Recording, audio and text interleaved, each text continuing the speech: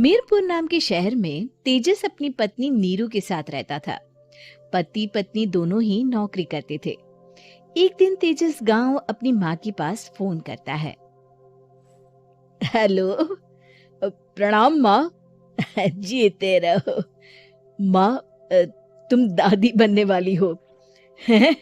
अरे वाह, ठीक है बेटा, मैं कल ही आती हूँ। जब माँ जी शहर पहुंची तो बेटे बहू ने बहुत अच्छे से स्वागत किया। लीजिए माँ जी, चाय। अरे गर्मा गर्म पकोड़े ले आओ माँ के लिए। नीरू रसोई में गई और 2 मिनट में ही पकोड़े ले आई। जी, ये लीजिए। बहू, जादू से बनाए हैं क्या? अभी तो रसोई में गई थी। यमी। माँ जी, शीला रसोई में पकोड़े तल रही है, मैं बस लेकर आई।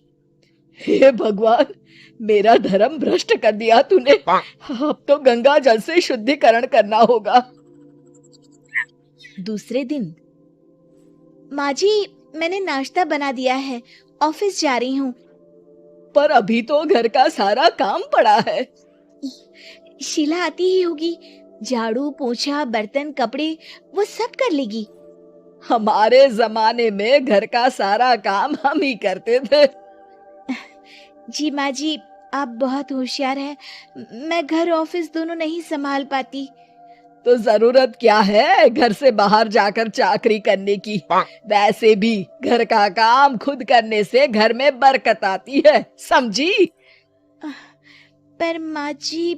पर वर कुछ नहीं, इस महीने की पगार मिले फिर ऑफिस बंद है। हाँ। रात को नीरू तेजस से कहती है, सुनिए जी, माँ जी बोल रही थी कि मैं नौकरी छोड़ दूं। वैसे ठीक ही तो है, अभी तुम्हें आराम की जरूरत है। फिर भी आराम कहाँ, शीला को छुड़ाने के लिए बोल रही थी। तो अब 24 घंटे में इतना काम तो कर ही सकती हो। पर जॉब पसंद है मुझे, घर पर मन नहीं लगेगा। अगले दिन जब दोनों ऑफिस के लिए निकल रहे थे, मेरी तो कोई कीमत ही नहीं है इस घर में। माँ जी, आजकल महंगाई बहुत है, रहन सहन भी बदल गया है, दोनों नौकरी करते हैं तभी ठीक रहता है। अच्छा, तू कहना क्या चाहती है? मेरा बेटा तुझे बिठा के खिला नहीं सकता? तू ही इस घर का खर्च चला रही है, हैं? नहीं माँ जी, मेरा वो मतलब नहीं था। मतलब खूब समझती हूँ, ये बाल धूप में सफेद नहीं किए मैंने। हाँ। अब तो ये रोज का काम हो गया था। तेजस भी रोज की झिकझिक से परेशान हो गया था।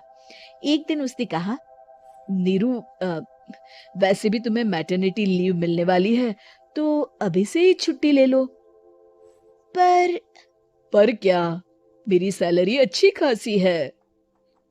आखिर नीरू ने रिजाइन कर दिया। जब बच्चा हुआ तो घर में सब बहुत खुश हुए। कुछ दिनों बाद तेजस फाइल देख रहा था। क्या हुआ तेजस, कुछ परेशान लग रहे हो? अब हाँ, वो हमारी जितनी सेविंग्स थी वो तो हॉस्पिटल में और छठी के फंक्शन में खत्म हो गई है नीरू।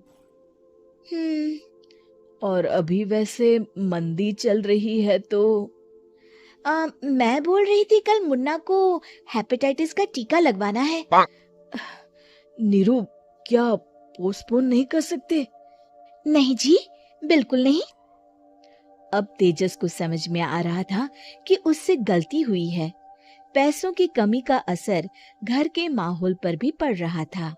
अगले दिन, बेटा, मेरा चश्मा और ये दवाइयाँ ले आना, पर्चा देते हुए माँ जी ने कहा। जी। तेजस, मुन्ना के लिए दूध का डिब्बा और डायपर भी ले आना, और ये किराने के सामान की लिस्ट है, इसे भी लाना है। तेजस गुस्से में लिस्ट मरोड़कर फेंकता है और चिल्लाता है, पैसे क्या पेड़ पर उगते हैं? ये ले आना, वो ले आना। अरे, पर ये जरूरत का सामान ही है। वो गुस्से में बिना कुछ कहे ऑफिस चला गया। अरे अरे, लंच तो ले जाइए। नीरू दौड़कर डिब्बा पकड़ाती है। एक दिन खाना खाने के बाद, नीरू, अब तो मुन्ना कुछ बड़ा हो गया, तो अब तुम वापस ज्वाइन कर लो ना जॉब। पर इस रिसेशन में जॉब मिलना बहुत मुश्किल है। ट्राई तो करो। फिर मुन्ना? माँ जी है ना, और एक फुल टाइम मेड भी लगा लेंगे। पर माँ जी, उन्हें तो पसंद नहीं। तभी माँ जी वहां आ जाती है और प्यार से नीरू के सर पर हाथ फेरते हुए बोलती है, अब मेरी समझ में आ गया बहू, पहले के और अब के समय में अंतर है। तुम काम शुरू करो, मुन्ना की जिम्मेदारी मेरी। मेरी प्यारी माँ जी, ये कहकर नीरू उनके गले लग गई। शिक्षा, परिवर्तन संसार का नियम है, हमें भी समय के साथ चलना चाहिए। उम्मीद है कि आपको हमारी ये कहानी पसंद आई होगी।